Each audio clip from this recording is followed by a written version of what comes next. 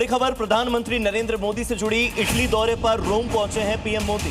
PM Meloni के साथ उन्होंने सेल्फी ली। भारतीय समुदाय ने उनका स्वागत वहां पर किया है और इस सेल्फी की चर्चा अब देश विदेश में हो रही है। इटली दौरे पर प्रधानमंत्री मोदी ने उनके साथ मुलाकात की, द्विपक्षीय वार्ता। तो भारतीय समुदाय ने जबरदस्त स्वागत किया है और हमेशा जॉर्जिया मेलोनी और प्रधानमंत्री नरेंद्र मोदी की सेल्फीज वायरल होती हैं। इस बार भी इटली दौरे पर दोनों की सेल्फी सोशल मीडिया पर वायरल है।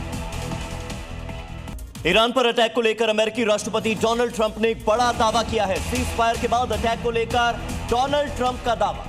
ऑपरेशन स्लेजहैमर के तहत हमला होगा। हमले से सिर्फ 1 घंटे दूर थे हम, ट्रंप ने ये कहा। लेकिन ये भी कहा फिलहाल अटैक टालने का हमने फैसला लिया है। जल्दी डील नहीं की तो हमला कर सकते हैं, ये चेतावनी, धमकी अमेरिकी राष्ट्रपति डोनाल्ड ट्रंप की ओर से ईरान को।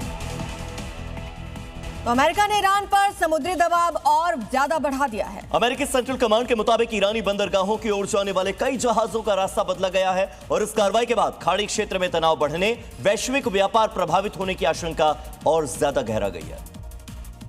अमेरिकी सेंट्रल कमांड ने कहा है कि ईरान के खिलाफ अमेरिका की समुद्री नाकेबंदी को पूरी तरीके से लागू किया जा रहा है।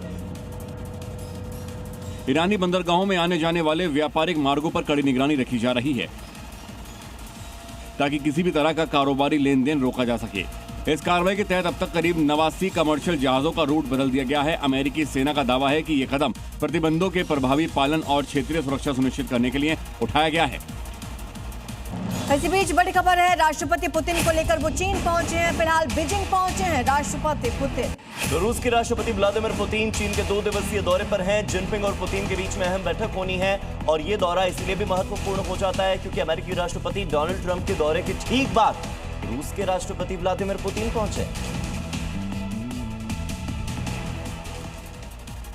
जयपुर के ऐतिहासिक भैरवनाथ धाम को बचाने के लिए साधु संतों और गांव के लोगों का रीको भगाओ आंदोलन उग्र हो चुका है। पिछले 35 दिनों से संतों का अग्नि तप और धरना लगातार जारी। जयपुर के भैरवनाथ धाम और उसके आसपास की लगभग 850 बीघा भूमि पर राजस्थान राज्य औद्योगिक विकास एवं निवेश निगम लिमिटेड बनाने का फैसला लिया गया। लेकिन ग्रामीणों और साधु संतों के प्रोजेक्ट के विरोध में 1 महीने से ज्यादा समय से रीको भगाओ आंदोलन कर रहे हैं। प्रदर्शनकारियों के अनुसार ये भूमि संतों की तपोस्थिति और ऐतिहासिक दाद पंथ से जुड़ी हुई है, जिसे औद्योगिक क्षेत्र में तब्दील करना उसकी धार्मिक और सांस्कृतिक पहचान को नष्ट करने जैसा है। महाराष्ट्र के संतोष रावते देश के 12 ज्योतिर्लिंग और 4 धाम की साइकिल यात्रा पर निकले हुए हैं। भीषण गर्मी और बढ़ते तापमान के बीच आस्था और भक्ति की अनूठी तस्वीरें आपको दिखाते हैं। 12 ज्योतिर्लिंग और 4 धाम की साइकिल यात्रा 2 साल में पूरी होगी। फिलहाल संतोष रावत ने अपनी इस पवित्र यात्रा की शुरुआत मध्य प्रदेश के ओंकारेश्वर ज्योतिर्लिंग से की है। वहां से वो उज्जैन पहुंचे और बाबा महाकाल के दर्शन किए। मंगलवार दोपहर शाजापुर पहुंचे और उन्होंने प्रसिद्ध मां राजराजेश्वरी मंदिर में पूजा अर्चना की। शाजापुर में कुछ देर रुकने के बाद वे अपने अगले पड़ाव तीसरे ज्योतिर्लिंग बाबा काशी विश्वनाथ के लिए रवाना हो गए। मध्य प्रदेश के अलीराजपुर में ग्राहक बनकर आए 2 चोरों ने दुकानदार को ठग लिया। ठगी की ये पूरी वारदात वहां पर लगे हुए सीसीटीवी कैमरे में रिकॉर्ड हुई है, आप भी देखिए। तस्वीरों में देख सकते हैं कि 2 चोर ग्राहक बनकर दुकान पर आते हैं। एक दुकानदार को बातों में उलझाता है। इसी बीच दूसरा मौका पाकर कैश काउंटर के पास पहुंच जाता है।